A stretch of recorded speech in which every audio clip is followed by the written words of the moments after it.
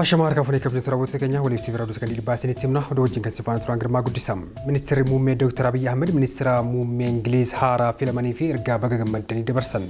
Dr. Abiy Ahmed gama miidiyaa hawaasummaa isaanii ergaa hawwii gaarii dabarsaniin ministeerri muummee Kiir Istaamar barri aangoo isaanii milkaa akka ta'u hawwii isaanii ibsatanii jiru. Itoophiyaa fi Ingiliiz hariiroo isaanii guddisuuf walta'iinsaan akka hojjetanis dhaamanii jiru. Kantiibaa magaalaa Finfinnee Aadde Adaanach Abeebeen sagantaa haaraa magariisaa eegalchisan. Kantiibaa magaalaa Finfinnee Aadde Adaanach Abeebee kutaa magaalaa Kolfee Qaraaniitti sagantaa haaraa magariisaa bara kanaa eegalchisaniiti jiru. Waggoottan sadanitti aanan uwwisa bosonaa magaalichaa dhibbeentaa 30tti ol guddisuuf hojjechaa jiraachuus ibsaniiti jiru.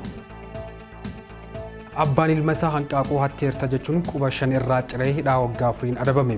Abbaan mucaa kanaa Geetaachoo Gammadaa kan jedhamu yoo ta'u fulbaana 24 bara 2015 ganama keessa sa'aatii 2 keessatti naannoo kibba Itoophiyaa godina Gedawaanaa Yirgaa Caffee ganda Qadiidhaa bakka addaa Otoqomaa jedhamutti ilma isaa waggaa 13 hanqaaquu hattee jirta jechuun quba 5 abiddaan irraa gubuun yakki himannaa irratti banamuun hidhaa waggaa 4 irratti murtaa'ee jira.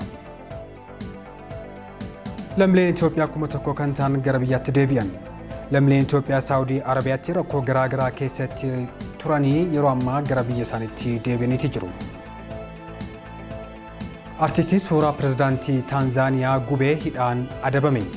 Artistiin suuraa pirezidaantii Taanzaaniyaa Saamiyaa Suluhu Hassan gubeeraa jedhame hidhaa waggaa 2 fi adabbii $2,000 itti murtaa'uun adabamee jira. Waliif TV raadiyoo Sekondii baaf qabanii kana fakkaataa qophiilee fi wajjin turtii gaarii.